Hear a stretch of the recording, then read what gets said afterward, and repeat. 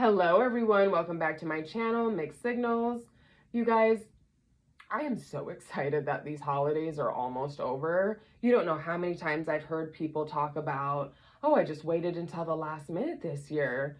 I got friends and family coming into town and they're just gonna get what they're gonna get. I only have a week to shop and I've been so busy, so much has happened this year. Guys, there's so much guilt and shame wrapped around these holidays, okay? And I think people are starting to wake up and figure it out that they haven't really been celebrating holidays, okay? They have been tolerating bad behavior, okay? A lot of people, this is going to be your last year, okay? That you go around those toxic friends, family members, in-laws, siblings, whatever. This is going to be your last year. So congratulations to you. You're finally going to be able to exhale. You're finally going to be able to just breathe. I don't celebrate holidays myself. Back when I was 22, my grandmother had given me some money for my cosmetology school. It was like $200. And instead of using it towards my tuition, I ended up buying a kit for one of my classes. Cosmetology school is only about a year plus maybe 14 months. So I said, this is the only time I'm going to get this opportunity. I'm going to buy this kit. Still made the $200 payment towards my tuition that month. But I messed up. Okay, I'm 22. My sister was 33. I call her and I'm like, oh my gosh, I got this amazing kit for cosmetology school. I know it was like $199, but I'm so excited. I'm going to be able to do so much stuff with it. My sister goes, so you use that money that grandma gave you to buy stuff? I was like, well, yeah, it's for school. Yeah, I'm still going to make that payment, at the end of the month, but not a big deal. My sister was like, good to know. She ends up calling my grandmother like the next day and telling her that I used that money to buy the kit for school. And even my grandmother was like, well, at least you put it towards something for school. She was like, but I only gave that to you for, to pay on your tuition. She was like, I'm disappointed in you. I wish I would have known. I didn't give you that money for this. And, I was just like, I'm sorry. I was like, I'm still going to make that payment. I was like, but this is only going to come around once. I was like, I really do apologize. I don't want you to be disappointed. I don't want you to feel this way. And she was just like, I'm over it. I don't want to talk about it. We'll see you for Christmas. I'm like, okay. So I left feeling pretty disgusted and disturbed, where I was like, God, I didn't think it was that bad. Again, I still made the payment towards school. So anyway, so the morning of Christmas, mind you, I had all this family flying in, even from my dad's side, going to my mother's side, her parents' house, my grandparents. There was probably like 20 people there. And I remember my sister called me at like 9:45 in the morning. They had all done breakfast. I didn't end up going because I lived across the town. I lived like 30 minutes away. And I was going to get up, have my own breakfast, with my boyfriend and enjoy the day, have some mimosas. And I was like, I don't want to be there for breakfast. I'm going to be there for lunch and dinner. I don't really care about a breakfast. We're not going to start opening gifts until 2 or 3. So my sister calls me at like 9:30 and she goes, hey, Nicola, by the way, and she's like huffing and puffing on the phone. She's like, hey, Nicola, by the way, I just want you to know that everyone was talking about you and that money that grandma gave you for tuition. And they were talking about how like you had a really nice outfit on the other day. Really nice outfit on the other day, and your nails were done, and you can afford that, but you can afford to pay grandma her money back. And I was like,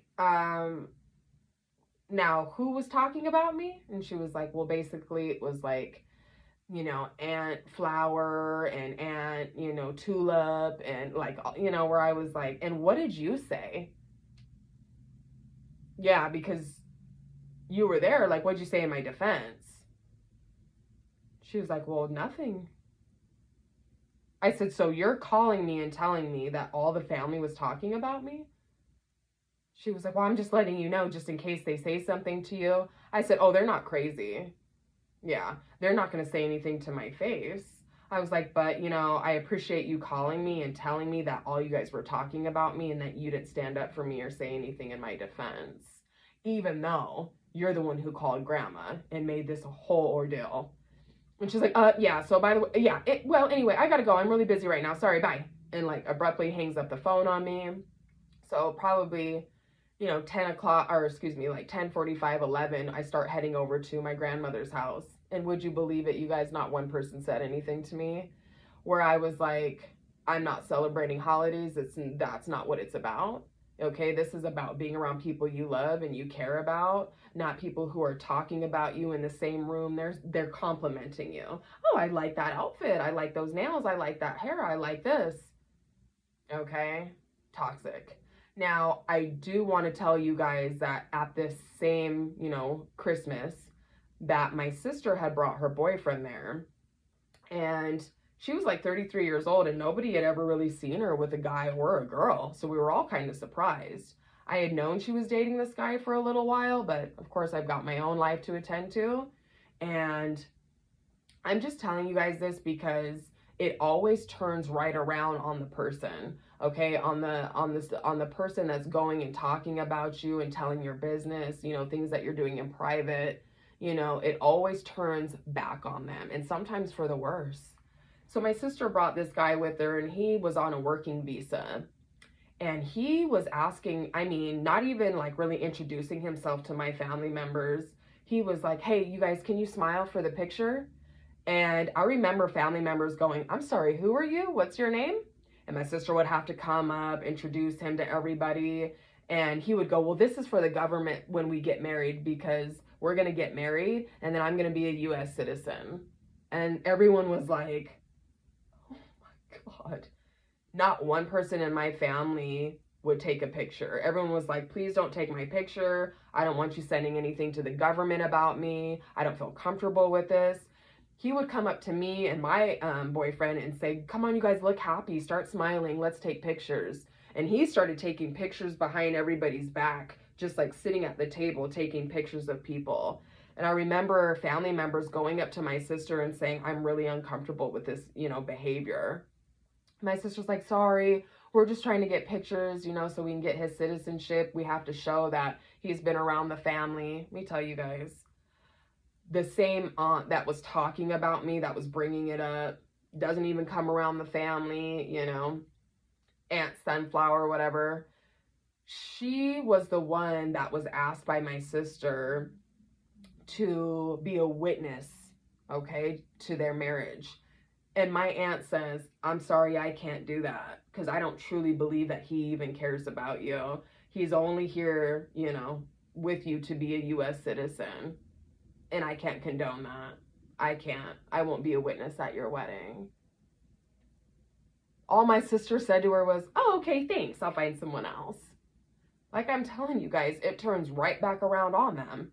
The disrespect, the disloyal behavior, the betrayal, the rudeness, the toxicity, it turns right back around on these people, okay? Even to this day, my sister is married to that man. Are they happy? No. Are they good? No. Are they great? Absolutely not. Are they mediocre? Probably. Are they miserable? Definitely.